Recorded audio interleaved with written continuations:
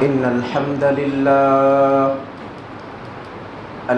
لله نحمده ونستعينه ونستغفره ونعوذ بالله من شرور أنفسنا ومن سيئات أعمالنا من يهده الله فلا مضل له ومن يضلل فلا هادي له وأشهد أن لا إله إلا الله وحده لا شريك له وأشهد أن محمدًا عبده ورسوله الذي أرسله بالحق بشيرًا ونذيرًا وداعيا إلى الله بإذنه وسراجا منيرا أما بعد فإن خير الحديث كتاب الله وخير الهدى هدى محمد صلى الله عليه وسلم وشر الأمور محدثاتها وكل محدثة بدعة وكل بدعة ضلالة وكل ضلالة في النار فقد قال الله تبارك وتعالى في كلامه المجيد والفرقانه الحميد أعوذ بالله من الشيطان الرجيم بسم الله الرحمن الرحيم قل هل يستوي الأعمى والبصير أفلا تتفكرون وقال نبينا محمد مصطفى صلى الله عليه وسلم عن أنس بن مالك رضي الله عنه قال قال رسول الله صلى الله عليه وسلم طلب العلم فريضة على كل مسلم যাবতীয় প্রশংসা তারিফ গুণগান আল্লাহ সুবহানাহু ওয়া তাআলার জন্য, যার অশেষ মেহেরবানিতে দয়া অনুগ্রহে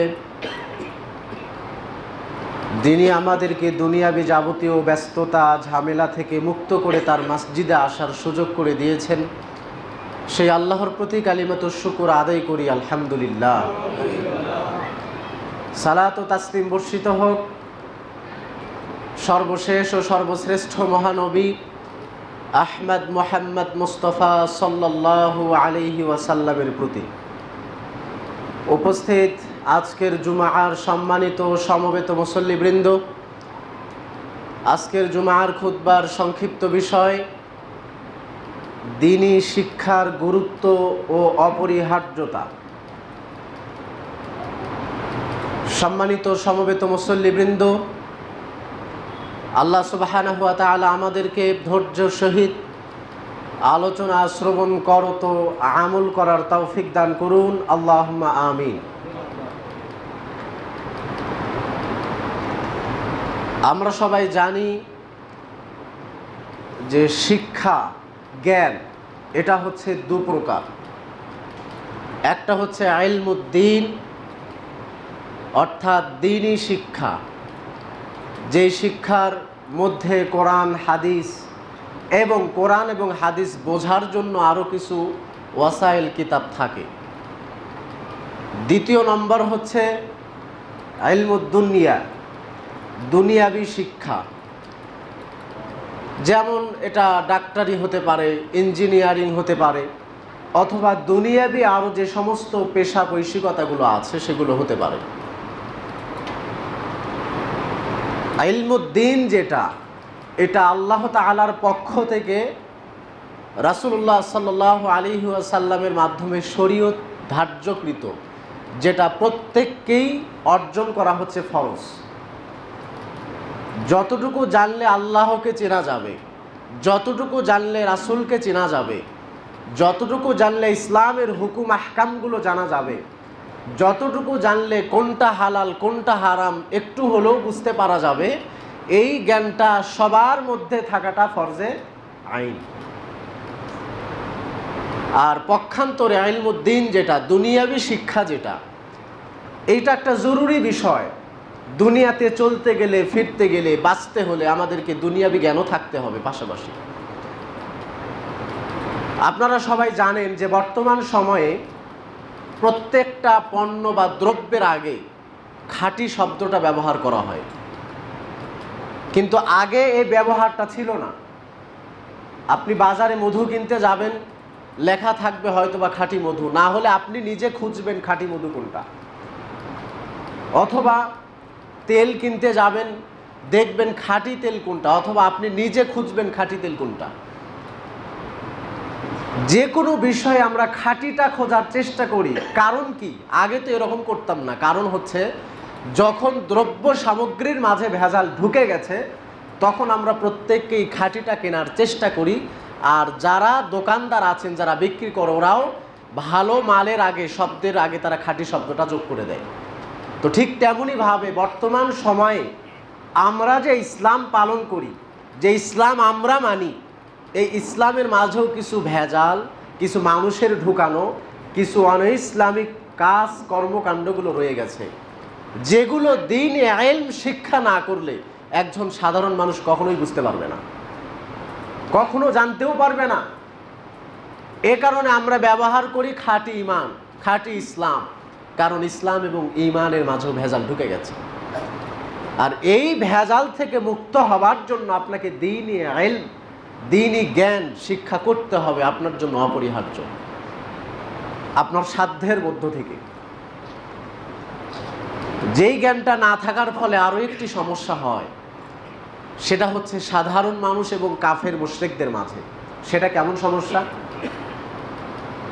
আমরা সাধারণ মানুষ যারা, আমরা মনে করি যে আমরা আল্লাহর পথে আছি, এরপরেও যত দুঃখ দুর্দশা আমাদের মাঝে, যত অভাব অনটন মুসলিমদের মাঝে, অন্য কাফের মুশরিকদের থেকে নির্যাতন মুসলিমদের ওপরে, হত দরিদ্র সব মুসলিমদের মাঝে যত সমস্যা সংকীর্ণতায় পড়তে হয় মুসলিমদেরকে, অন্যদিকে যারা কাফের এবং মুশরিক, তাদের টাকা পয়সা, বাড়ি গাড়ি, তাদের প্রভাব প্রতিপত্তির দুনিয়াতে কোনো অভাব নেই।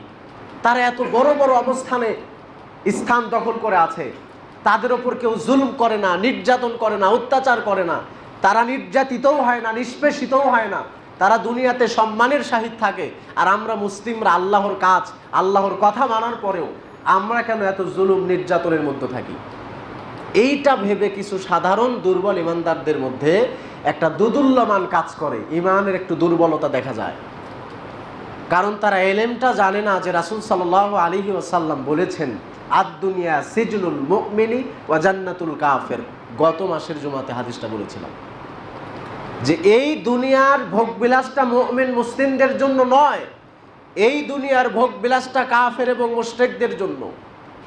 তারা এখানে করবে, এটার শেষ আছে, আর আমরা যেখানে করব সেইটার কোনো দিন শেষ নেই ইনশাআল্লাহ। তো এ কারণে প্রকৃত এবং বাস্তব দ্বীনে ইলম আমাদেরকে শিক্ষা করতে হবে। এর বাস্তবতা পবিত্র কোরআনেও আছে। আল্লাহ সুবহানাহু ওয়া তাআলা বলেন, সূরা আনআম 50 নম্বর আয়াত, কুল হাল ইয়াস্তাবিল আ'মা ওয়াল বাসীর আফালা তাতাফাক্কারুন। হে নবী মুহাম্মদ, আপনি বলেন, যাদের চোখ আছে যারা দেখতে পায়, আর যাদের চোখ নেই দেখতে পায় না, এরা কি কখনো সমান হতে পারে? আল্লাহ প্রশ্ন করছেন রাসূল সাল্লাল্লাহু আলাইহি ওয়াসাল্লামকে, যে আপনি বলেন যে যাদের চক্ষু আছে আর যাদের চক্ষু নেই, যারা দেখতে পায় আর যারা দেখতে পায় না, এরা কি কখনো সমান হতে পারে? আফালা তাতাফাক্কারুন, মানুষরা কি চিন্তা ভাবনা করবে না একটু? অর্থাৎ যাদের জ্ঞান আছে আর যাদের জ্ঞান নেই, এরা কি কখনো সমান হতে পারে? অপর একটি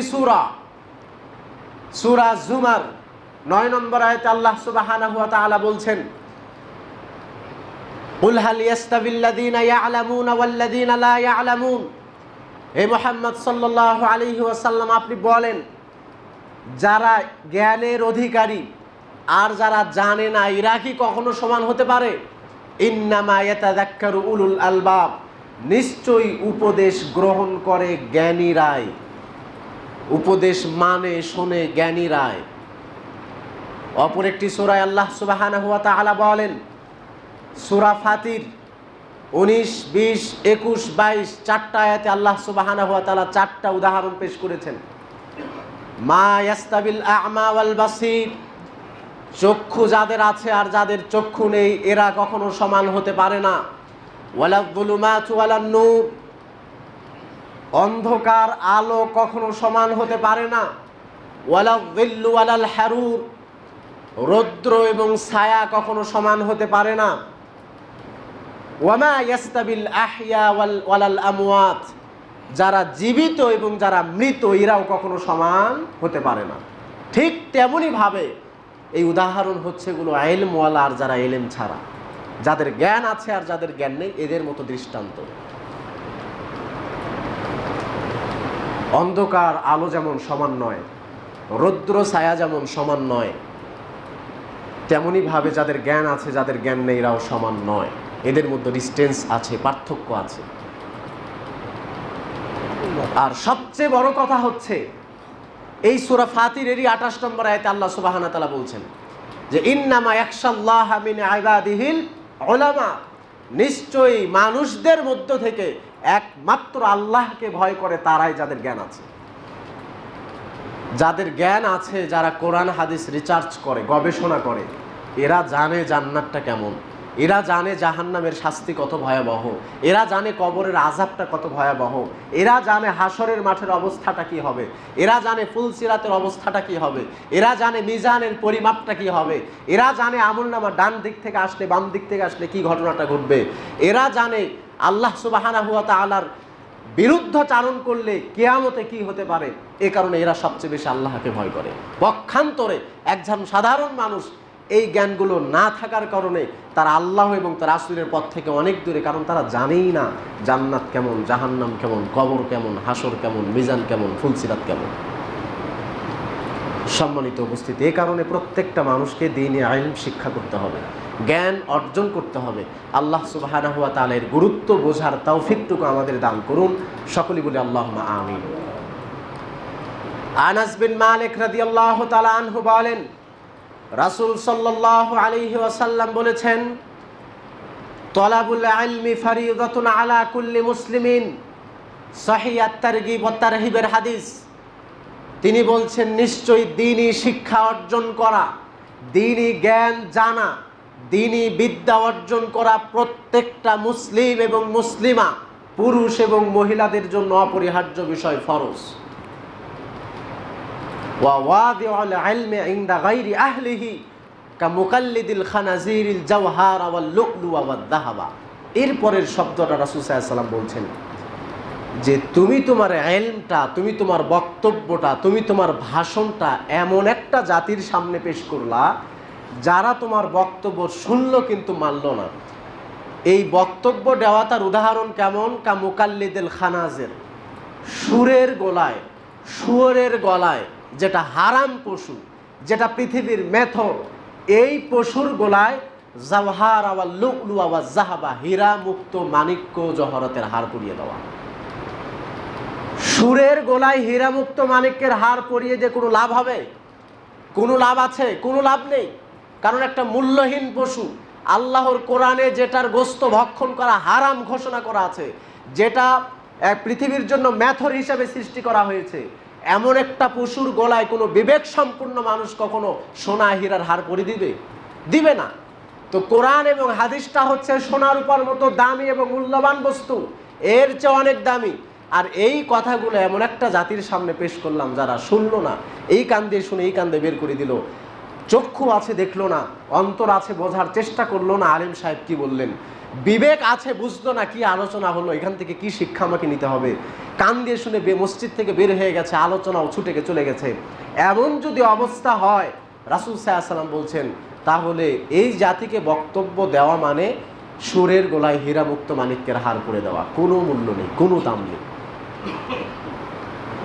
যারা জানে কিন্তু মানে না এরা হচ্ছে জালেম, আর যারা জানে না এরা হচ্ছে জাহেল।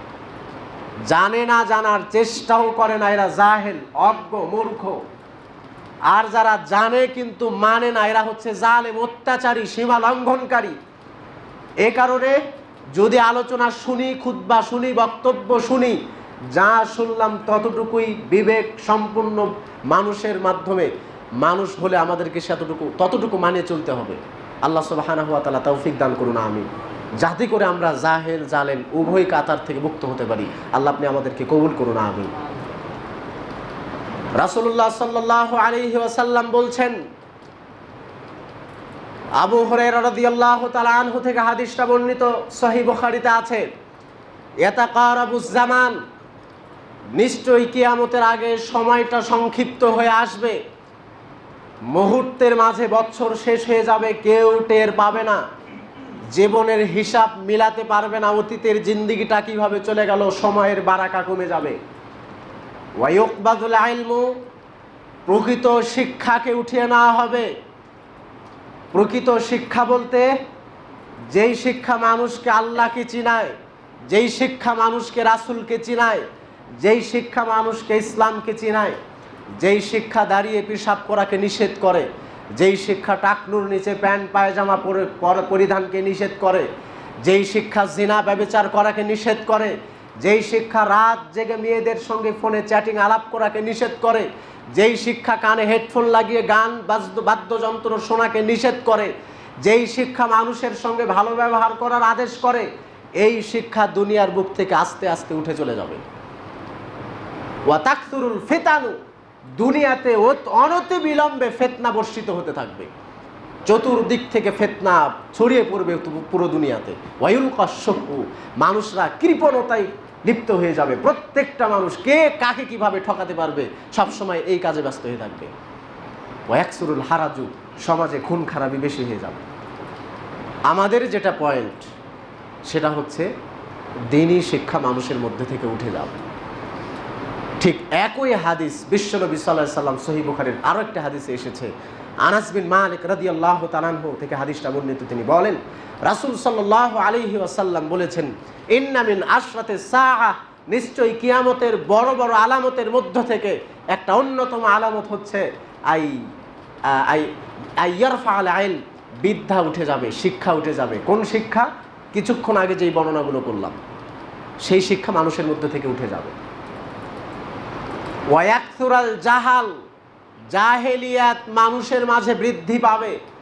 জাহেলিয়াত বলতে পাপাচারে লিপ্ত হবেন, বিবেক বলবে না যে এটা পাপ কাজ, অন্যায় করবেন, আপনার বিবেক বলবে না এটা অন্যায় কাজ।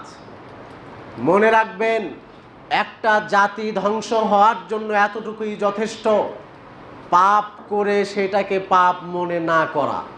আপনি যে একটা অন্যায় করছেন, একটা অপরাধ করছেন, আপনি অপরাধী মনে করছেন না ওইটাকে, আপনি ওইটাকে অন্যায় মনে করছেন না। মনে রাখবেন, আপনার এই পাপ বোধ না থাকাটা, এই পাপকে পরোয়া না করাটা, বেপরোয়া পাপী হওয়াটা আপনার ধ্বংসের জন্য অন্যতম কারণ, আর কিচ্ছু দরকার নেই। আপনি পাপ করছেন কিন্তু পাপ বোধ আপনার অন্তরে নেই, আপনি অপরাধে লিপ্ত আছেন কিন্তু নিজেকে আল্লাহকে আপনি পরোয়াই করছেন না যে তিনি কি করতে পারেন আমার এই পাপের কারণে। এই পাপ বোধ আপনার মধ্যে নাই কেন? এইটা আপনার ধ্বংসের কারণ, এই জাতি ধ্বংসের কারণ। ওয়ায়াকসুরাজ জিনা, সমাজে ব্যভিচার বেশি হয়ে যাবে, জিনা ব্যভিচার বেশি হয়ে যাবে। রাস্তার পাশে কুকুরের সাথে যেমন জিনা করে, ওরা লজ্জা বোঝে না, ওদের শরম নেই, বিবেক নেই, হায়া নেই, ঠিক তেমনই ভাবে মানুষের মাঝে জিনা ব্যভিচার বেশি হয়ে যাবে। লজ্জা করবে না মানুষ। বিশেষ করে এইটা বেশি হয়ে যাবে ফোনের মাধ্যমে, মোবাইল ফোনের মাধ্যমে। যারা যুবক ভাইরা আছেন মনে রাখবেন, রাসূলুল্লাহ সাল্লাল্লাহু আলাইহি ওয়াসাল্লাম বলেছেন, মানুষের জীবনের দুইটা পাপের শাস্তি আল্লাহ মরার আগে দুনিয়াতেই দিয়ে থাকেন। একটা পাপের শাস্তি হচ্ছে বাবা মাকে কষ্ট দিলে, আর দ্বিতীয় নাম্বার হচ্ছে কেউ যদি জিনা করে, ব্যভিচার করে। আর যুবক এরা তো জিনা করে হালাল করে নিয়ে, এরা জিনার শব্দটাকে কি বানিয়ে দিয়েছে? ভালোবাসা এবং প্রেমে জড়িয়ে ফেলেছে জিনা শব্দটাকে, যেইটাকে আল্লাহ এবং তার রাসূল পরিচয় করে দিয়েছেন জিনা হিসাবে, ব্যভিচার হিসাবে, পাপ হিসাবে। আর সেইটাকে আমরা চালিয়ে দিচ্ছি প্রেম এবং ভালোবাসা হিসাবে।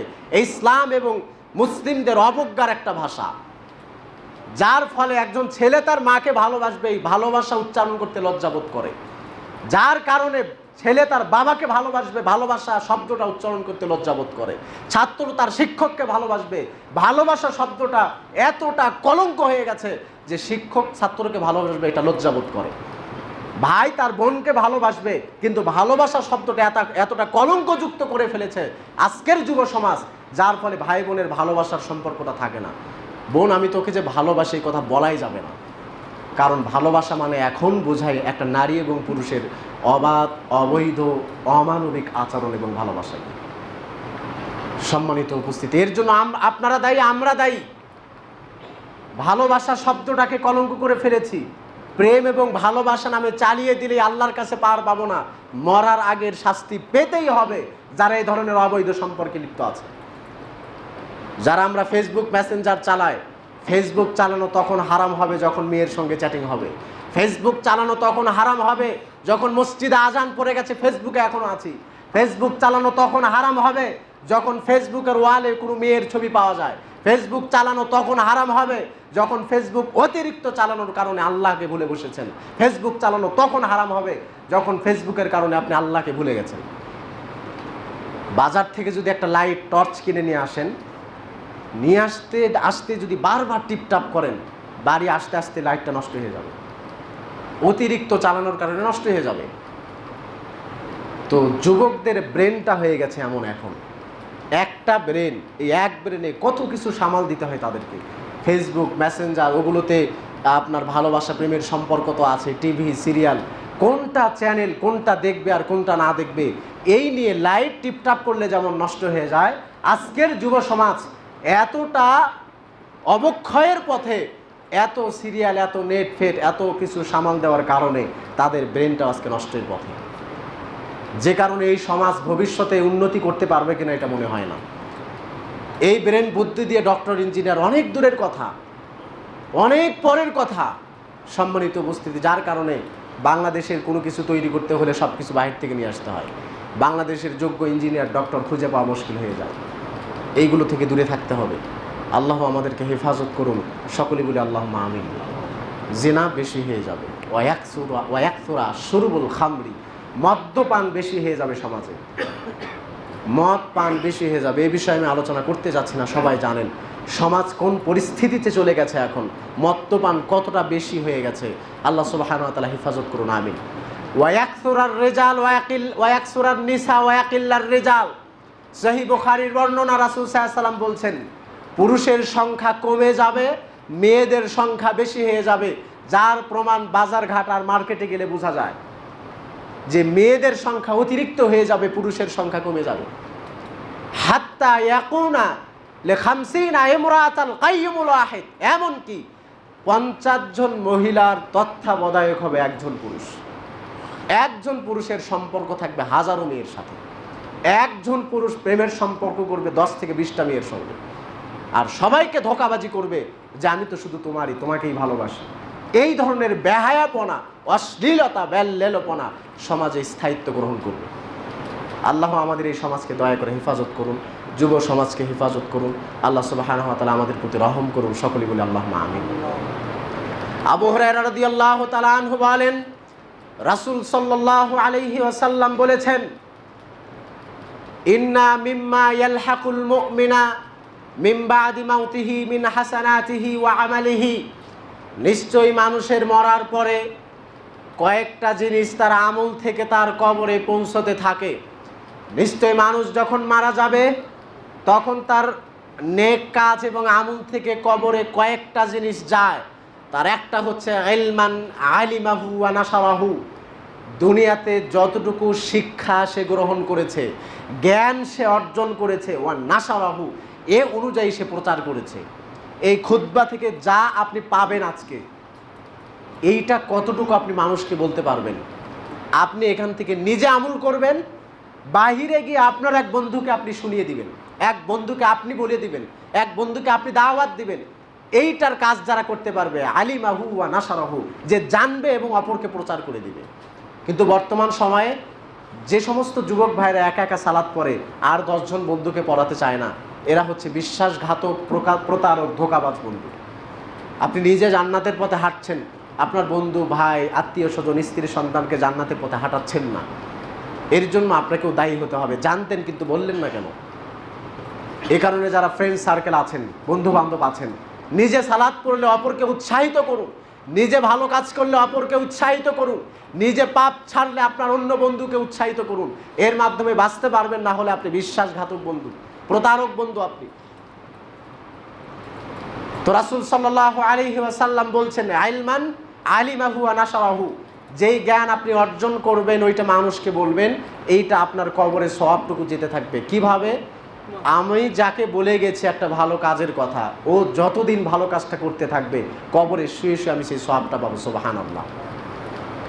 আওয়ালাদান সালিহান তারাকাহু, 2, নেক সন্তান, ভালো সন্তান, যেই সন্তান আপনার মরার পরে দোয়া করতে জানে, যেই সন্তান আপনার মরার পরে দোয়া করবে, এমন সন্তান যদি দুনিয়াতে রেখে যান, নেক সন্তান, এইটার জন্য কবরে শুয়ে শুয়ে আপনি সওয়াব পাবেন ইনশাআল্লাহুল আজিজ। সুবহানাল্লাহ। এটা আল্লাহ তাআলা রাসূল বলছেন। 3, ওয়া মাসহাফান ওয়ারাসাহু, কেউ যদি কোনো কোরআনের পাণ্ডুলিপি রেখে মারা যায় আর সেই কোরআন তার কোনো ওয়ারিস পাঠ করে, অথবা কেউ যদি কোনো কোরআন দান করে, সাদাকা করে, সেই কোরআন যতদিন তেলাওয়াত হবে, পাঠ হবে, ওই কোরআন থেকে যত মানুষ শিখবে, পড়বে, ওইটা মুখস্থ করে সালাত আদায় করবে, মানে সওয়াবের কোনো শেষ নেই।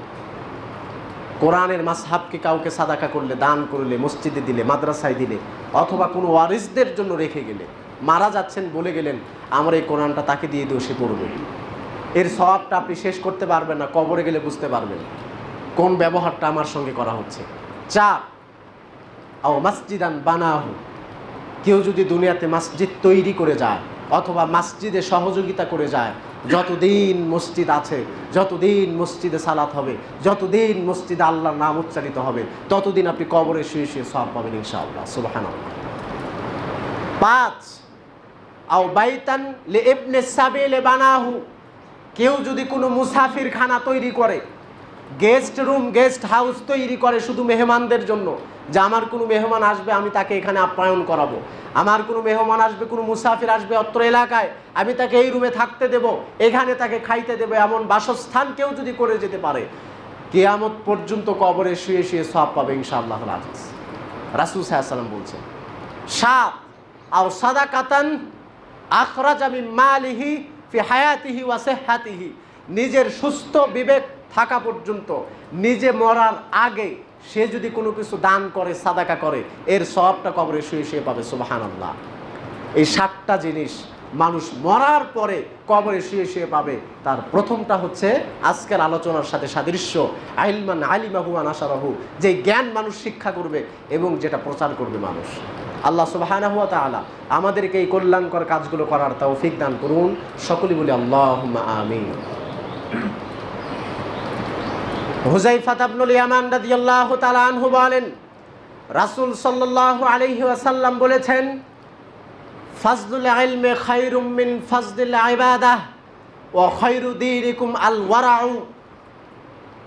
বিশ্বনবী সাল্লাল্লাহু আলাইহি ওয়াসাল্লাম ঘোষণা করেছেন, নিশ্চয়ই ইবাদতের মর্যাদার চাইতে জ্ঞানের মর্যাদা অনেক বেশি উত্তম। কারণ ইবাদত করেছেন ভুল, ইবাদত করেছেন না জেনে, অনেক শিরক এবং বিদআত যুক্ত, কিন্তু এইটার চেয়ে আপনার উচিত ছিল, উত্তম ছিল, আপনি আগে জ্ঞানটা অর্জন করেন, কিতাবাদি পড়েন, মুতাআলা করেন, দেখেন, এরপর ইবাদতটা করেন, এরপর ইবাদতটাকে শুদ্ধ করেন, সাহি করেন।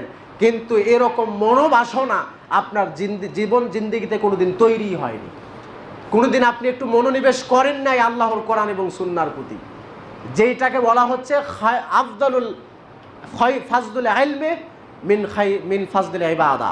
ইবাদতের শ্রেষ্ঠত্বর চেয়ে জানার শ্রেষ্ঠত্বতা, জ্ঞানের শ্রেষ্ঠত্বতা অনেক অনেক বেশি। ওয়া খায়রু দীনিকুম আল ওয়ারাউ, এবং সবচেয়ে উত্তম ধর্ম, সবচেয়ে উত্তম দিন হচ্ছে পরহেজগারিতা, তাকওয়া, আল্লাহ ভীতি, আল্লাহকে ভয় করা, এটা হচ্ছে সর্বোত্তম দিন।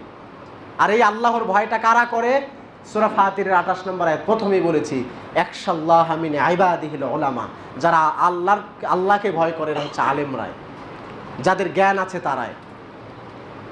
সম্মানিত উপস্থিতি, এ কারণে আমাদেরকে পরহেজগারিতা অবলম্বন করতে হবে, আল্লাহকে ভয় করতে হবে। এর মাধ্যমে আল্লাহর হারাম থেকে বাঁচার মাধ্যমে আমরা আল্লাহর কাছে বড় মুত্তাকি হতে পারি। প্রমাণ সহিহ তিরমিজির কিতাবুজ জুহুদের 2 নম্বর হাদিস।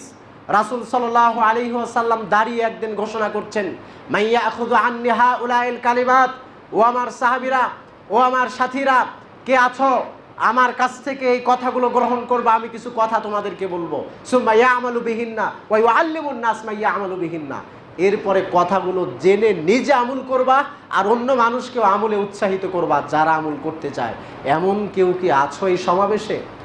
চট করে দাঁড়িয়ে বলছে, আনা ইয়া রাসূলুল্লাহ, আল্লাহ রাসূল, আমি তো প্রস্তুত আছি, আমাকে বলেন। রাসূল সাল্লাল্লাহু আলাইহি ওয়াসাল্লাম তার হাত ধরলেন। আবু হুরায়রা বলছেন, ফাআখাযা বিয়াদি ফাআদ্দা খামসান, বিশ্বনবী আমার হাত ধরে গনে গনে 5টা নসিহা, 5টা উপদেশ আমাকে করলেন। তার মধ্যে একটা ছিল, আবু হুরায়রা, ইত্তাকিল মাহারিম তাকুন আবাদান নাস, হারাম থেকে বেঁচে থাকো, পৃথিবীর সবচেয়ে বড় আবেদ হতে পারবা। সুবহানাল্লাহ। কারণ হারাম থেকে বেঁচে থাকলেই মানুষ সওয়াবের নেকির কাজগুলো করতে পারে, আর হারাম কাজে লিপ্ত থাকার কারণে তার বিবেক, মন, ইবাদতের স্বাদ এটা নষ্ট হয়ে যায়। যতক্ষণ পর্যন্ত হারাম কাজে জড়িয়ে থাকবেন, ইবাদতের স্বাদ আপনি পাবেন না, আপনি নিরুৎসাহিত থাকবেন ইবাদত থেকে। এ কারণে আল্লাহকে যথাযথ ভয় করতে হবে। যা কিছু হারাম এখান থেকে আপনাকে যথাসম্ভব নিরাপদ দূরত্ব বজায় রাখতে হবে, তাহলে আপনি বড় একজন আবেদ হতে পারবেন ইনশাআল্লাহ। আর শর্টে আমি 4টা বলে দিচ্ছি। দ্বিতীয় নম্বর হচ্ছে ওয়াহসিন ইলা দারিকা তাকুন মুসলিমান, আত্মীয়র সঙ্গে ভালো ব্যবহার করতে হবে, পাড়া প্রতিবেশীর সঙ্গে ভালো ব্যবহার করতে হবে, ভালো মুসলিম হওয়া যাবে। এরপর রাসূল সাল্লাল্লাহু আলাইহি ওয়াসাল্লাম বলছেন, ওয়া আরদাল্লাহ বিমা কাসামাল্লাহু লাকা তাকুন মুমিনান, যেই রিজিক, যেই ভাগ্য, যেই তাকদির আল্লাহ দিয়েছেন এর ওপর সন্তুষ্ট থাকতে হবে, পৃথিবীর সবচেয়ে বড় ধনী হওয়া যাবে। ওয়া আহিব্বালিন নাসি মা তুহিব্বু লিনাফসিক, নিজের জন্য যেটা খেতে পড়তে চলতে ভালোবাসি, অপরের জন্য সেইটাই ভালোবাসতে হবে, তাহলে ভালো একজন মুসলিম হওয়া যাবে। এরপরে ওয়ালা তুকসিরুজ যাহিকে ফাইন্না কাসরাতিজ যাহিকে তুমিতুল কাল, আবু হুরায়রা, বেশি হাসবা না, বেশি হাসলে অন্তর মারা যায়, আর অন্তর মারা গেলে ওই অন্তর আল্লাহর ভয়ে কাঁদতে চায় না। এই 5টা নসিহা আবু হুরায়রাকে করেছিলেন। প্রথমটি হচ্ছে মনে রাখার জন্য ইত্তাকিল মাহারিম, দয়া করে হারাম কাজগুলো থেকে নিজেকে নিরাপদ দূরত্বে সরিয়ে নিয়ে আসুন। আল্লাহ আমাদেরকে তৌফিক দান করুন, সকলে বলি আল্লাহুম্মা আমিন। আবু হুরায়রা রাদিয়াল্লাহু তাআলা আনহু বলেন, রাসূল সাল্লাল্লাহু আলাইহি ওয়াসাল্লাম বলেছেন, আদ-দুনিয়া মালউনাতুন ওয়া মালউনুন মা ফিহা, নিশ্চয় এই পৃথিবী অভিশপ্ত, নিশ্চয় এই দুনিয়া অভিশপ্ত, নিশ্চয় এই দুনিয়া লাআনাত প্রাপ্ত, এবং দুনিয়ার মাঝে যা কিছু আছে সব কিছু অভিশপ্ত। ইল্লা আলিমান ইল্লা যিকরাল্লাহ ওয়া মা ওয়ালাহু, আল্লাহর ইবাদত, জিকির, আজগার এবং যারা করে এরা ছাড়া। আও আলিমান আও মুতাআল্লিমান, একজন আলেম যারা দ্বীনি শিক্ষা গ্রহণ করেছে আর যারা করছে এরা ছাড়া। তাহলে আমরা কোন কাতারে পড়ে গেছি? রাসূল বলছেন যে দুনিয়া এবং এর মাঝে যা কিছু আছে, তিরমিজি শরীফের হাদিস, সব কিছু অভিশপ্ত, আল্লাহর ইবাদত যারা করে এরা ছাড়া, এবং দিন শিক্ষা যারা করে এরা ছাড়া, যারা দিন শিক্ষা করেছে মানুষের মাঝে প্রচার করে এরা ছাড়া। তাহলে এখান থেকে নিরাশ হওয়ার কিছুই নেই। যাদের বয়স হয়ে গেছে, দিনই শিক্ষা অর্জন করতে পারিনি, আমাদেরকে কি করতে হবে? এখন শুরু করতে হবে। কখন? নিজেদের অবসর সময়টুকু ইসলামী কিছু বই পুস্তক কিনে আমাদেরকে পড়তে হবে। যারা বিশ্বস্ত লেখক, যারা মানুষের মাঝে প্রসিদ্ধ, কোরআন এবং সহিহ সুন্নাহ যারা প্রচার করে, এদের কিতাব, এদের ভিডিও, এদের ওয়াজ নসিহা, এগুলো পড়ে পড়ে কোরআনের অনুধাবন করে হাদিসের বাংলা প্রত্যেকটা কিতাবের বের হয়েছে, এগুলো কিনে আমাদেরকে শিক্ষা করতে হবে। এই জ্ঞানগুলো আমাদেরকে অর্জন করতে হবে, করে অভিশপ্তদের কাতার থেকে আমাদেরকে ফিরিয়ে আসতে হবে। আল্লামা সাইদ আহমদ পালানপুরি রাহিমাহুল্লাহ মারা গেছেন, বিশ্ববিখ্যাত, বিশ্বনন্দিত মুহাদ্দিসুল কেরাম। তিনি একটা কথা বলেছিলেন যে যেই সমাজ, যেই দুনিয়ার মানুষ 12 জন মানুষ শুধুমাত্র একটা বলের পেছনে ঘোরে, 11 জন প্লেয়ার একটা বলের পেছনে ঘোরে, 11 দোকানো 22 জন প্লেয়ার একটা বড় বলের পেছনে ঘোরে, আর সেইটা ঘোরাঘুরি দেখার জন্য পুরো পৃথিবী মাতোয়ারা হয়ে আছে। এই জাতি, এই পৃথিবী, এই মানুষ কখনো উন্নতির কাতারে পৌঁছতে পারে না। ভারতের বিখ্যাত মুহাদ্দিস সাইদ আহমদ পালামপুরি মারা গেছেন, তিনি এই কথা বলে গেছেন, 11 দোকানো 22 জন মানুষ একটা ছোট বলের পেছনে দৌড়াচ্ছে, 11 দোকানো 22 জন মানুষ একটা বড় বলের পেছনে দৌড়াচ্ছে। সেইটা দেখার জন্য স্টেডিয়ামে তো ভিড় আছেই, ডিশ অ্যান্টেনার মাধ্যমে সারা পৃথিবীর মানুষ তার পেছনে পড়ে আছে। এই জাতি দিয়ে কখনো উন্নতি সম্ভব নয়, অসম্ভব। দুনিয়া অভিশপ্ত কখন? দুনিয়াটা অভিশপ্ত কিভাবে? যেই দুনিয়া আপনাকে আল্লাহ এবং তার রাসূল থেকে অনেক দূরে রেখেছে। এই আইপিএল, বিপিএল, সিপিএল এর মতো জুয়ার আসরগুলো আপনাকে ইসলামের সময় বোঝার থেকে দূরে রেখেছে। যেই ইসলাম আপনার পালন করা উচিত ছিল, এই সমস্ত ক্রিকেটার, নায়ক, নায়িকা, এই চিত্রকারীরা, এরা আপনাকে ইসলামের পথ থেকে দূরে রেখে রাসূলের আদর্শ বাস্তবায়ন করা থেকে ওই সমস্ত কাফের, বেঈমান, জুয়ারাদের আদর্শকে বাস্তবায়ন করার পেছনে ঝুঁকিয়েছে। সেই দুনিয়া অভিশপ্ত, পুরো দুনিয়াটা নয়। দুনিয়ার কোনটা অভিশপ্ত তাহলে? যেটা আপনাকে আল্লাহ এবং রাসূলের পথ থেকে দূরে সরে রেখেছে। অবসর সময় কাজের ফাঁকে পেয়েছেন, মোবাইল টিপছেন। এমন একটা ভাইরাস এটি যে কিছুই মন চাচ্ছে না, মোবাইল টিপতে ইচ্ছাও করছে না, এরপরও ঢুকে যায়। মানে ভাল লাগছে না, কিছুই করছে না, এরপরও ঢুকতে মনে, এরপরও ফেসবুকে ঢুকে বসে আছে। কিন্তু এই সময়টার দাম কত, এ মূল্য তো আর দিবে না। শেখ মোকাররম বিন মহসিন মাদানী হয়তোবা সময়ের গুরুত্ব সম্পর্কে একটা আলোচনা আপনাদের মসজিদে করেছিলেন, আশা করি বুঝতে পেরেছেন, অধিকার যাব না। তো সময়কে মূল্যায়ন করতে শিখুন, সময়কে গুরুত্ব দিতে শিখুন। আইপিএল, বিপিএল কতদিন ব্যস্ত হয়ে থাকবেন, কতদিন পাগল হয়ে থাকবেন, যারা আপনাকে চেনেও না তাদের নিয়ে ব্যস্ত হয়ে গেছেন জুয়াতে নিয়ে। এই জাতি কখনো উন্নতি পৌঁছতে পারবে না যতক্ষণ না এগুলো থেকে ফিরে আসতে পারবে। আর এইটা হচ্ছে অভিশপ্তের কারণ। আল্লাহ সুবহানাহু ওয়া তাআলা হেফাজত করুন। কারণ পুরো পৃথিবীর মানুষ আজকে একেবারে তাগুদের পেছনে দৌড়াচ্ছে, শুধু আল্লাহ এবং তার রাসূলকে ভুলে। তারা সবসময় আল্লাহ এবং রাসূলের বিরুদ্ধাচরণ কোন কাজে, সেই কাজের পেছনে দৌড়াচ্ছে শয়তানি ওয়াসওয়াসার কারণে। এইগুলো থেকে ফিরে আসুন। সম্মানিত উপস্থিতি, নিজে কোরআন পড়ুন, পাঠ করুন, কোরআন হাদিস পড়ুন, শিক্ষা অর্জন করুন, আল্লাহ এবং তার রাসূলকে চিনুন, দ্বীন ইসলামকে চিনুন, পাশাপাশি ডক্টর হন, ইঞ্জিনিয়ার হন। এটা আমাদের জন্য গৌরব, এই দেশের জন্য গৌরব। আল্লাহ সুবহানাহু ওয়া তাআলা আমাদেরকে হেফাজত করুন। সকলেই বলি আল্লাহুম্মা আমিন। আবু সাঈদ আব্দুল্লাহ ইবনে মাসউদ রাদিয়াল্লাহু তাআলা আনহু বলেন, রাসূলুল্লাহ সাল্লাল্লাহু আলাইহি ওয়াসাল্লাম বলেছেন, লা হাসাদা ইল্লা ফি ইসনাইন, দুইটা বস্তু ছাড়া আর কোনো বস্তুতে কোনো হিংসা নেই। আপনারা সবাই জানেন হিংসা মহা পাপ। যার অন্তরে বিন্দু পরিমাণ হিংসা আছে সে কোনোদিনও জান্নাতে যেতে পারবে না। হিংসা কাকে বলে? অপরের কল্যাণ দেখলে আমার জ্বলে, অপরের ভালো দেখলে আমার পড়ে, অপরের রাতারাতি উন্নতি দেখলে আমার হিংসা হয়, খারাপ লাগে, কষ্ট পাই, তার ধ্বংস কামনা করি, এইটাকে হিংসা বলে। তো রাসূল বলছেন যে হিংসা দুইটা জিনিস ছাড়া আর কোনো কাজে করা যাবে না। এখানে হিংসা অর্থ হবে না, ঈর্ষা হবে। হিংসা মানে হচ্ছে একজনের উন্নতি হয়েছে তার ধ্বংস হয়ে আমারটা হোক।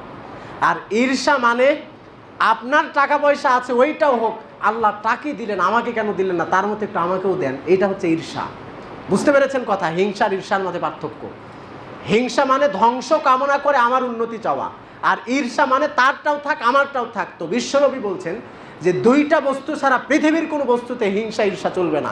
তার একটা হচ্ছে রজুলুন আতাহুল্লাহু মালান, যে ব্যক্তিকে আল্লাহ অনেক সম্পদ দিয়েছেন, আল্লাহ রাস্তায় সে দানও করে, এই ব্যক্তিকে দেখে আপনি বলবেন আল্লাহ তাকে এত সম্পদ দিলেন, আমাকে কেন গরিব করে রাখছেন, আমাকেও সম্পদ দিলে আমিও তার মতো দান করতাম, এতটুকু আপনার জন্য জায়েজ। দুই, রাজুলুন আতাহুল্লাহুল হিকমা, আল্লাহ যাকে জ্ঞান দিয়েছেন, বিবেক বুদ্ধি দিয়েছেন, যে ব্যক্তি ইসলাম বোঝে মানে, একে দেখে আপনার ঈর্ষা হবে। কেমন? যে আল্লাহ তাকে এত বড় আলেম বানালেন, তাকে এত বড় জ্ঞানী বানালেন, ডক্টর জাকির নায়ক কিভাবে একজন ডাক্তার হয়ে এত রেফারেন্স সহকারে দুনিয়ার সব কিছু মুখস্থ করে রেখেছেন, কিভাবে আল্লাহ তাকে চালাচ্ছেন। আল্লাহ তার মতো আমাকেও বানালে আমিও একদিন বিশ্ব জাতির সামনে একজন ডক্টর হয়ে এভাবে ইসলামকে প্রচার করতাম। এর নাম হচ্ছে ঈর্ষা, আর এইটা আপনার জন্য জায়েজ আছে। যুবক ভাইরা, এই ধরনের পরিকল্পনা গ্রহণ করুন, আদর্শ বানান, মডেল বানান ডক্টর জাকির নায়ককে। তিনি যাকে মডেল বানিয়েছেন রাসূল সাল্লাল্লাহু আলাইহি ওয়াসাল্লামকে। অনুপ্রেরণা যোগান তাদেরকে দেখে। বড় বড় মনীষীদের জীবনে পড়ুন, বড় বড় বিশ্ব মানবতার যারা দৃষ্টান্ত রেখেছেন তাদের জীবনীগুলো পড়ুন। পড়ে পাশাপাশি দুনিয়াবী শিক্ষার বড় হওয়ার পাশাপাশি দিনে ইলম চর্চা করুন, দিনী শিক্ষা অর্জন করুন। এর মাধ্যমে দুনিয়া পরকাল দুইটাই আপনার হাতের নাগাল ইনশাআল্লাহুল আজিজ। রাসূল সাল্লাল্লাহু আলাইহি ওয়াসাল্লাম বলেছেন, আবু হুরায়রার রিওয়ায়াত হাদিসটি, যে ইযা মাতাল ইনসান ইনকাতা আনহু আমালুহু, মানুষ যখন মারা যায় সব আমলগুলো বন্ধ হয়ে যায়, ইল্লা মিন সালাসা, তিনটা ছাড়া। তিনটা আমলের রাস্তা খোলা থাকে, তিনটা আমলের দরজা খোলা থাকে। তার একটি হচ্ছে যে ব্যক্তি দুনিয়াতে কোনো সাদাকা করে গেছে, মসজিদ মাদ্রাসা বা যে কোনো অবস্থাতে, এইটা তার কবরে শুয়ে শুয়ে সওয়াব পাবে। দুই, আও ইলমিন ইউনতাফাউ, যে ইলম সে অর্জন করেছে দুনিয়াতে, উপকারী এলেম অর্জন করে আবার আমলও করেছে, এইটা তার কবরে ফায়দা দিবে, উপকার দিবে। আর তিন, ওয়ালাদিন সালেহিন ইয়াদউ লাহু, নেক সন্তান দুনিয়াতে রেখে গেছে, যেই সন্তানটা মারা গেলে, আমি মারা গেলে সন্তান আমার কবরের পাশে দোয়া করবে, যেই সন্তান আমি মারা গেলে আমার জন্য সাদাকা করবে, দান করবে, মৃত বাবা মার জন্য সাদাকা করবে, দান করবে মসজিদ মাদ্রাসায়, এই সন্তান যদি সমাজে থাকে তাহলে এদের পিতামাতা কবরে শুয়ে শুয়ে সওয়াব পাবে। সুবহানাল্লাহ। কিন্তু আমরা তো একটুও চিন্তা করি না কিভাবে করব। আপনি যে আপনার দাদার সম্পত্তি ভোগ করছেন, কোনো দিনও কি আপনি আপনার দাদার জন্য দোয়া করেছেন? তো আপনি কি মনে করছেন আপনার বাবা মারা গেছে, আপনি তার সম্পত্তিতে আছেন, কোনোদিনও আপনার মন বলেছে বাবার জন্য একটু দোয়া করি? তাহলে আপনি কিভাবে মনে করছেন আপনার সন্তান আপনার জন্য করবে আপনার মরার পরে? আপনি যদি আপনার মরা বাপ মায়ের জন্য সাদাকা না করেন, আপনার সন্তান কিভাবে আপনার জন্য সাদাকা করবে? এখান থেকে শিক্ষা নিতে হবে। আপনি আপনার বাবা মার সাথে ভালো ব্যবহার না করলে আপনি একদিন বাবা মা হবেন, সেই দিন আপনি কতটুকু ভালো ব্যবহার পাবেন এইটা মনে করতে হবে। সম্মানিত উপস্থিতি, এ কারণে বাবা মার প্রতি খেয়াল রাখেন, যত্ন রাখেন, তাদের জন্য দান সাদাকা করেন। যদি মারা যায় তাদের জন্য দোয়া করেন, আল্লাহর কাছে হাত তুলে তাদের জন্য ক্ষমা প্রার্থনা করুন। আপনি নেক সন্তান হয়ে দুনিয়াতে থাকুন, তাদের উপকার হবে। তারা আপনাকে জন্ম দিয়েছেন, না চাইতে 2 বছর দুধ পান করিয়েছেন, 5 বছর পর্যন্ত কোলে পিঠে করে মানুষ করেছে মা, 21-22 বছর পর্যন্ত বিয়ে করার আগ পর্যন্ত নিজের ঘাড়ে বোঝা নিয়ে সংসারের খরচ চালিয়েছেন। বিবাহের পরে আপনি তাকে ভুলে গেলেন। এত নিষ্ঠুর এবং স্বার্থপরতা যেন আপনার মধ্যে কাজ না করে। আল্লাহ তাআলা তৌফিক দান করুন, সকলে বলি আল্লাহুম্মা আমিন। সম্মানিত উপস্থিতি, ইলমের সৌন্দর্যটা কতটা যে সৌন্দর্য এটা আমি আপনাকে বলে বোঝাতে পারবো না। কবি বলেছেন, লাইসাল জামালু বিআসওয়াবি তুযায়্যিনুনা, পোশাক আশাকের সৌন্দর্য এইটা প্রকৃত সৌন্দর্য নয়। পোশাক আশাক পরে ইস্টাবলিশ হয়েছি, পোশাক আশাক পরে নিজেকে বড় ভাবছি, পোশাক আশাক পরে নিজের সৌন্দর্য প্রকাশ করছে, এইটা মূল সৌন্দর্য নয়। ইন্নাল জামালা জামালাল ইলমি ওয়াল আদাব, নিশ্চয় প্রকৃত সৌন্দর্য হচ্ছে ভদ্রতা এবং শিক্ষার মাঝে। শিক্ষা অর্জন করেছেন, ভদ্রতা নাই, সম্মানবোধ নাই, আপনার মধ্যে স্নেহবোধ নাই, এইটা শিক্ষা হতে পারে না। আর শিক্ষা অর্জন করেছেন, শিক্ষার গুণ আপনার মধ্যে নাই, এইটাও শিক্ষা হতে পারে না। পোশাক আশাক আর চেহারা এটা ধুয়ে পানি খেতে হবে, এইটা প্রকৃত সৌন্দর্য নয়, যতক্ষণ না আদাব, শিষ্টাচার এবং বিদ্যা আপনি অর্জন করতে পারবেন। এ কারণে ইলমের পাশাপাশি শিষ্টাচার গ্রহণ করুন, ভদ্রতা বজায় রাখার চেষ্টা করুন, এইটা হচ্ছে প্রকৃত সৌন্দর্য। রাসূলুল্লাহ সাল্লাল্লাহু আলাইহি ওয়াসাল্লাম বলছেন, নিশ্চয় মান নাফাসা আন মুমিনিন কুরবাতাম মিন কুরাবিদ দুনিয়া, যেই ব্যক্তি দুনিয়াতে কোনো মানুষের মাঝ থেকে একটা কষ্টকে দূর করে দিবে, আল্লাহ তাআলা কিয়ামতে তার কষ্টকে দূর করে দিবেন। সুবহানাল্লাহ। দুনিয়াতে কষ্ট দূর করা মানুষের সহজ। এক ভাই বিপদে পড়েছে, আপনি তাকে সহযোগিতা করে তার কষ্ট লাঘব করে দিবেন, এইটা অনেক সহজ কাজ। আর আখেরাতে যখন আপনি কষ্টে পড়বেন, বিপদে পড়বেন, তখন আল্লাহ আপনার কষ্টকে দূর করে দিবেন। ওয়ামান ইয়াসসারা আলা মু'সিরিন ইয়াসসারাল্লাহু ফিল ইয়াউমিদ দুনিয়া ওয়াল আখিরা, যে ব্যক্তি কোনো মানুষের কঠিন কোনো কাজকে একটু সহজ করে দিবে, আল্লাহ তাআলা দুনিয়াতে এবং আখিরাতে তার জন্য কঠিন কাজগুলোকে সহজ করে দিবে। ওয়ামান সাতারা মুসলিমান সাতারাহুল্লাহু ফিদ দুনিয়া ওয়াল আখিরা, যে ব্যক্তি দুনিয়াতে কোনো মানুষের দোষ গোপন রাখবে, আল্লাহ তাআলা আখিরাতে তার দোষকে গোপন রাখবেন। সুবহানাল্লাহ। দুনিয়াতে একজন মানুষের একটা দোষ গোপন রাখেন, আর আপনি দুনিয়াতে যেই দোষগুলো করেছেন গোপন আছে এখনো, এই দোষগুলো যদি আপনার মা জানতো বাড়ি থেকে বের করে দিত। এত বড় বদ কাজ আপনি করেছেন, আপনার বাবা জানলে খানা পিনা বন্ধ করে দিত, লজ্জাবোধ করত। এত নিকৃষ্ট জঘন্য পাপ আপনি করেছেন, সমাজবাসী জানলে লাথি মেরে তাড়িয়ে দিত। এমন নিকৃষ্ট জঘন্য পাপ আপনি করেছেন যেইগুলো আপনার স্ত্রী জানলে আপনাকে ত্যায্য করে চলে যেত, আপনার সন্তান আপনাকে ত্যায্য করত, যে আমার বাবা এরকম হতে পারে, এতটা জঘন্য পাপ করতে পারে। এই পাপগুলো আল্লাহ গোপন রাখবেন হাসরের মাঠে তখনই যখন আপনি এই দুনিয়াতে একজন মুসলিমের পাপকে গোপন রাখবেন। সুবহানাল্লাহ। আর ওই সময় পাপ প্রকাশিত হলে স্যাটেলাইটের মাধ্যমে যখন পাপকে দেখানো হবে, কি অবস্থাটা হবে সারা পৃথিবীর মানুষের সামনে। খুব তো ভালো কথা বলছিলেন দুনিয়াতে, আজকে কেন এই অবস্থা? তখন আল্লাহ পাপকে গোপন রাখবেন। দুনিয়াতে যদি অভ্যাস থাকে মানুষের দোষকে গোপন রাখা, আর যদি চা স্টলে বসে কার বউ কি হয়েছে, কার স্বামীর কি হয়েছে, কে কার সাথে ভেগেছে, কে কোথায় কি করেছে, এই গল্পে যদি লিপ্ত হয়ে থাকেন তাহলে সব শেষ। এইখান থেকে ফিরে আসতে হবে। সম্মানিত উপস্থিতি, এরপরে আল্লাহ রাসূল বলছেন, আল্লাহু ফি আউনিল আবদি মা কানাল আবদু ফি আউনি আখিহি, আল্লাহ মানুষের সহযোগিতা ততক্ষণ পর্যন্ত করবেন যতক্ষণ আপনি অন্য মানুষের সহযোগিতা করবেন। আপনি অন্য মানুষের সহযোগিতা যতক্ষণ করবেন, মনে রাখবেন পৃথিবীর সর্বস্রষ্টা, পৃথিবীর সর্বদ্রষ্টা, পৃথিবীর সবচেয়ে বড় ক্ষমতাবান পাওয়ারফুল আল্লাহ সুবহানাহু ওয়া তাআলা আপনাকে সহযোগিতা করবেন ইনশাআল্লাহ। ওয়ামান সালাকা তারিকান ইয়ালতামিসু ফিহি ইলমা সাহালাল্লাহু লাহু তারিকান ইলাল জান্নাহ, আর কেউ যদি ইলম শিক্ষার জন্য, জ্ঞান অর্জনের জন্য কোনো রাস্তায় হাঁটে, আল্লাহ তাআলা তার জন্য জান্নাতের রাস্তা সহজ করে দেন। সুবহানাল্লাহ। এরপর রাসূল সাল্লাল্লাহু আলাইহি ওয়াসাল্লাম বলছেন, মাস্তামা কওমুন ফি বাইতিন মিন বুয়ুতিল্লাহ ইয়াতলুনা আলাইহি ওয়া ইয়াতাদারাসুনা বাইনাহুম, কোনো একটা ঘর মসজিদে, যে কোনো মসজিদে যদি কোনো দার্স তাদরিসের কাজ হয়, যেখানে সালাত হয়, জিকির আজগার হয়, যেখানে আল্লাহর কিতাব পাঠ করা হয়, যারা করে, যে এলাকাবাসী করে, নাজালাত আলাইহিমুস সাকিনা, ওই এলাকাতে, ওই গ্রামে, ওই মসজিদে, ওই মানুষদের উপরে আল্লাহর পক্ষ থেকে প্রশান্তি নাজিল হতে থাকে। সুবহানাল্লাহ। ওয়া গাশিয়াতহুমুর রাহমা, আল্লাহর পক্ষ থেকে রহমত বর্ষিত হতে থাকে। ওয়া হাফফাতহুমুল মালাইকা, ফেরেশতারা রহমতের পাখা দিয়ে ওই এলাকা, ওই গ্রামটাকে ঢেকে নেয়। সুবহানাল্লাহ। যেই মসজিদে দার্স তাদরিস হয়, যেই মসজিদে কোরআন তেলাওয়াত হয়, কোরআন শিক্ষা হয়, যেই মসজিদে ওয়াজ নাসিহা হয়। এরপর রাসূল সাল্লাল্লাহু আলাইহি ওয়াসাল্লাম বলছেন, মান বাত্তা বিহি আমালাহু লাম ইউসরি বিহি নাসাবাহু। অনেক সুন্দর এবং দামি একটি কথা। যার আমল তাকে পিছিয়ে দিবে, তার বংশ পরিচয় তাকে এগিয়ে দিতে পারবে না কিয়ামতের মাঠে। দুনিয়াতে যারা আমল তাকে পিছিয়ে দিবে, আমল না করেই মারা গেছে, কোন বংশের ছিল, কোন দেশের মন্ত্রী ছিল, কোথাকার প্রেসিডেন্ট ছিল, কোন চেয়ারম্যান ছিল, কোন মসজিদের সভাপতি ছিল, আল্লাহ ওইটা দেখবেন না। আল্লাহ দেখবেন আমল কতটুকু তোমাকে এগিয়ে নিয়ে গেছে।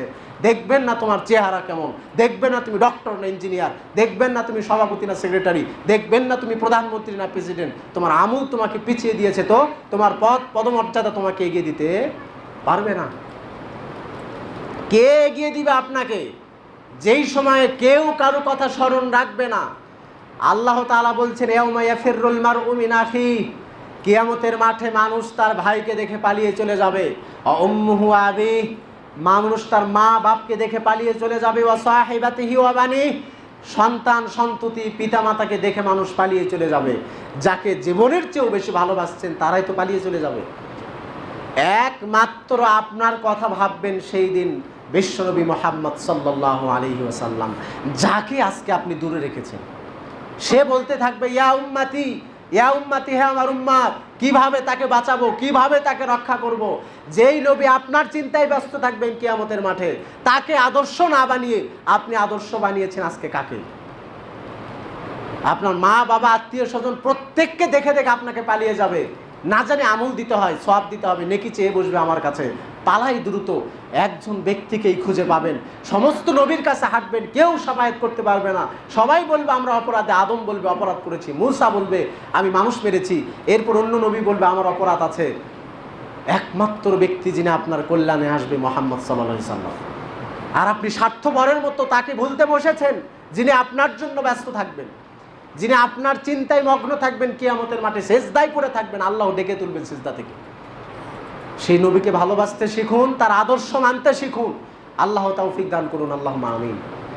সম্মানিত উপস্থিতি, বলছিলাম আল্লাহ রাসূল বলেছেন সহিহ মুসলিমের একটা হাদিসে, ইন্নাল্লাহা লা ইয়ানজুরু ইলা সুওয়ারিকুম ওয়া আমওয়ালিকুম, আল্লাহ কিয়ামতের মাঠে দেখবেন না চেহারা, দেখবেন না টাকা, ওয়ালাকিন ইয়ানজুরু ইলা কুলুবিকুম ওয়া আমালিকুম, তিনি দেখবেন এই হৃদয়ে কি আছে, তিনি দেখবেন আমলে কতদূর কি আছে। সুতরাং চেহারা, সৌন্দর্য, বংশ কিছুই না যদি না আমল করতে না জানেন, ভালো কাজ যদি না করতে না জানেন। আল্লাহ আমাদেরকে দ্রুত ভালো কাজের দিকে এগিয়ে যাওয়ার তৌফিক দান করুন, আল্লাহুম্মা আমিন। বিশ্বনবী সাল্লাল্লাহু আলাইহি ওয়াসাল্লামের একটা হাদিস, যেইটা বর্ণনা করেছেন এক সাহাবী আবু দারদা রাদিয়াল্লাহু তাআলা আনহু। তিনি বলছেন রাসূল সাল্লাল্লাহু আলাইহি ওয়াসাল্লাম থেকে আমি শুনেছি, যারা ইলমের রাস্তায় হাঁটে আল্লাহ তাআলা জান্নাতের রাস্তা তাদের জন্য সহজ করে দেয়। ওয়া ইন্নাল মালাইকাতা লা তাযাউ আজদিহাতাহু রিজাল লিতালিবিল ইলম, আর ফেরেশতারা তার রহমতের পাখাগুলো বিছিয়ে দেয় আলেম ওলামা যারা ইলম অর্জন করে, যারা জ্ঞান অর্জন করে তাদের রাস্তায়। সুবহানাল্লাহ। এই ভাগ্যের অধিকার আপনিও হতে পারেন। জেনারেলি শিক্ষিত তাতে কি হয়েছে, কোরআন হাদিস চর্চা করুন, মুস্তাকিলভাবে স্বতন্ত্রভাবে একা একা আপনি কোরআন হাদিস পাঠ করুন। যেইটা বুঝবেন না, আলেম ওলামারা প্রতি জুমাতে বিজ্ঞ আলেমরা মসজিদে আসছেন, তাদের সঙ্গে পরামর্শ করুন যে এখানে পড়লাম এটা বুঝতে পারলাম না, একটু বুঝিয়ে দেন। তারা তো আপনাদের জন্যই আছেন। আল্লাহ তাআলা তৌফিক দান করুন, আমিন। এরপর রাসূল সাল্লাল্লাহু আলাইহি ওয়াসাল্লাম বলছেন, শুধু আলেম, শুধু ফেরেশতা কেন, মান ফিস সামাওয়াতি ওয়া মান ফিল আরদি ওয়াল হাইতানা ফি জাওফিল মা, আসমান এবং জমিনে যারা আছে, এমনকি পুকুর সমুদ্রের মাছ পর্যন্ত তাদের জন্য দোয়া করতে থাকে। সুবহানাল্লাহ। ওয়া ইন্না ফাদলাল আলিম আলাল আবিদ, একজন সাধারণ মানুষের উপরে একজন আলেমের মর্যাদা কতটুকু, পূর্ণিমার চাঁদের মর্যাদা পৃথিবীর সব তারকার ওপরে যেমন। পৃথিবীর সমস্ত তারাকে এক জায়গায় করলে যেমন লাইলাতুল বদর পূর্ণিমার চাঁদের মতো হবে না, তেমনিভাবে একজন সাধারণ মানুষের উপর একজন আলেমের মর্যাদা এতটুকু। অন্য হাদিসে রাসূল সাল্লাল্লাহু আলাইহি ওয়াসাল্লাম বলেছেন যে ফাজলুল আলিম আলাল আবিদ কা ফাজলি আল আদনাকুম, একজন সাধারণ মানুষের উপর একজন আলেমের মর্যাদা আমি নবী মুহাম্মাদের মর্যাদা যেমন তোমাদের উপরে। সুবহানাল্লাহ, কতটুকু মর্যাদা তাদের। এরপরে রাসূল সাল্লাল্লাহু আলাইহি ওয়াসাল্লাম বলছেন যে নিশ্চয়ই আলেমরা নবীদের ওয়ারিস, উত্তরাধিকারী। দেনার, দিরহাম, বাড়ি গাড়ি, সম্পত্তির উত্তরাধিকারী নয়। কিসের উত্তরাধিকারী তাহলে? এলেমের উত্তরাধিকারী। রাসূল যে ওহীটা নিয়ে এসেছেন, এই ওহীটা প্রচারকারী, তারা আমার কাছ থেকে নিয়ে প্রচার করবে মাত্র, এই উত্তরাধিকারী তারা। আলেমরা হচ্ছে নবীদের ওয়ারিস, উত্তরাধিকারী। রাসূল সাল্লাল্লাহু আলাইহি ওয়াসাল্লাম বলছেন যে হাত্তাল হামলাতা নামলাতা ফি জুহরিহা, গর্তে পিপিলিকা পর্যন্ত জ্ঞান অর্জনকারীদের জন্য দোয়া করে। সুবহানাল্লাহ। তাহলে আপনি এই মর্যাদা থেকে পিছিয়ে কেন? আপনি কোরআন হাদিস কেন চর্চা করছেন না? আপনি পড়েন, গর্তের পিঁপড়াও আপনার জন্য দোয়া করবে। কিন্তু আমরা এই মর্যাদা থেকে এতটা দূরে, বর্তমানে মাদ্রাসা শিক্ষা তারাই গ্রহণ করে যারা গরিব, যারা নিম্ন শ্রেণীর মানুষ, কানা, ল্যাংরা, অতি দুষ্ট। বাবা মাকে বলছে কী ব্যাপার মাদ্রাসায় দিলেন? আরে ভাই বড়ই পাই না, এত দুষ্ট, যা মাদ্রাসায় দিয়ে দিয়েছি। এইটা অধিকাংশ পিতামাতা।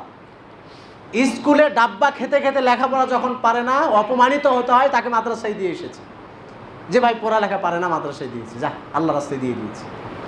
ছোট মনে করছেন আপনি এইটাকে? যার জন্য পিঁপড়াও দোয়া করে, যার জন্য মাছ দোয়া করে, যার জন্য ফেরেশতা পাখা বিছিয়ে দেয়, যার জন্য আল্লাহ রহমত বর্ষণ করে, যার জন্য পৃথিবীবাসী, আসমানবাসী দোয়া করতে থাকে, দোয়া না করলে হারে দোয়া করে, আপনি সেটাকে অবহেলা করছেন, বলছেন শয়তানের সন্তান, বিদ্যা বুদ্ধি নেই, ব্রেন ট্রেন নাই, স্কুলে খালি ফেল করে, এই জন্য আমরা মাদ্রাসায় দিয়েছি। খবরদার, সন্তান নেবেন, সবগুলোকে ডক্টর ইঞ্জিনিয়ার বানান, একটাকে আলেম বানান যেটাকে কাজে লাগবে। একটা সন্তান আছে, আর একটা গ্রহণ করুন মাদ্রাসায় দেওয়ার জন্য, ইলমিয়াত অর্জন করার জন্য, এই ফাজিলাগুলো নেওয়ার জন্য। দ্বীনি শিক্ষা তাদেরকে গ্রহণ করান। আর যাদের ব্যবস্থাপনা এখন আর নেই, তারা নিজেরা কোরআন অধ্যয়ন করুন, হাদিস অধ্যয়ন করুন, ইসলামী বইগুলো পড়েন। কারণ মাদ্রাসায় শুধু গবেট মূর্খরাই নেই, ওখানেও সবচেয়ে বড় বিখ্যাত ব্রেনওয়ালারা ওখানে বসে আছেন। তাদের ব্রেনও অনেক, বিদ্যা বুদ্ধিও অনেক। এদের সাধারণ জেনারেল শিক্ষিতদের চেয়ে অনেক দ্বিগুণ বেশি লেখাপড়া তাদেরকে করতে হয়, বেশি স্টাডি, মোতালা, গবেষণা তাদেরকে করতে হয়। ওখানে শুধু মূর্খরা বসে নেই। এ কারণে আপনারা একজন সচল, সভ্য, বুদ্ধিমান ছেলেকে যদি আপনি দেন, তার মাধ্যমে দেশ ও জাতির উন্নয়ন হবে। আগামী 10 বছর পরে এই মেম্বারে দাঁড়াবে আপনার ছেলে, এইটাই তো আমরা চাই। আমরা বাহির থেকে কেন আসবো, বগুড়া থেকে কেন আসবে, রাজশাহী থেকে কেন আসবে? এই এলাকার হাজারো মানুষের মাঝে 5 জনের সন্তান আলেম হোক, যারা 5 জুমাতে এই মেম্বারে খুতবা দিবে। কই তারা? এই পদক্ষেপ, কর্মপদ্ধতি গ্রহণ করুন। বাহির থেকে আসবো কেন? যার যার এলাকায় তারা আমরা দাওয়াতি কাজ করব। এর মাধ্যমে আমরা কোরআন এবং সহিহ সুন্নাহর বাণীকে পৌঁছায় দেবো ইনশাআল্লাহ মানুষের দ্বারে। আল্লাহ সুবহানাহু ওয়া তাআলা আমাদেরকে তৌফিক দান করুন এবং নিকৃষ্ট খারাপ মন মানসিকতা থেকে আমাদেরকে ফিরে আসার মনোমানসিকতা আল্লাহ আমাদেরকে দান করুন। সকলে বলি আল্লাহুম্মা আমিন। সম্মানিত উপস্থিতি, যে আলোচনাটুকু করছিলাম এটা মানুষের কল্যাণার্থেই, কল্যাণের জন্য, দ্বীনি ইলমের গুরুত্বের জন্য। যারা আমরা দ্বীনি ইলম থেকে অনেক দূরে সরে আছি, আল্লাহকে ভুলে আছি, রাসূলকে ভুলে আছি, আল্লাহর কাছে দোয়া করছি আল্লাহ এই আলোচনার মাধ্যমে মানুষের মধ্যে যেন সামান্য হলেও উপলব্ধির উদ্রেক ঘটে। আল্লাহ আপনি কবুল করুন, আল্লাহুম্মা আমিন। আমরা আগামী কোনো জুমাতে ইনশাআল্লাহ এই বিষয়ে আলোচনা করার চেষ্টা করব। সময় আজকে শেষ। তো যুব সমাজকে বিশেষ করে বলছি, আপনারা দয়া করে আপনাদের জেনারেল শিক্ষার পাশাপাশি কোরআন এবং হাদিসকেও চর্চা করুন। ইসলামী বই পুস্তক বিভিন্ন লেখকের ক্রয় করে আপনারা সেগুলো পাঠ করুন। ফেসবুক মেসেঞ্জারে অযথা সময় নষ্ট না করে আলেম ওলামাদের পেজে আপনারা ফলোয়ার হয়ে থাকুন, তাদের আলোচনাগুলো শুনুন, আমলিয়াত হওয়ার চেষ্টা করুন, ভালো হওয়ার চেষ্টা করুন। আল্লাহ এই তৌফিকটুকু আমাদের মাঝে দান করুন। সকলে বলি আল্লাহুম্মা আমিন। বারাকাল্লাহু লানা ওয়া লাকুম ফিল কুরআনিল আযীম ওয়া নাফা'নি ইয়্যাকুম বিল আয়াতি ওয়া যিকরিল হাকীম। আকুলু কাওলি হাযা আস্তাগফিরুল্লাহাল আযীম লানা ওয়া লাকুম ওয়া লিকাফাতিল মুসলিমিন ফাস্তাগফিরুহু ইন্নাহু হুয়াল গফুরুর রহিম।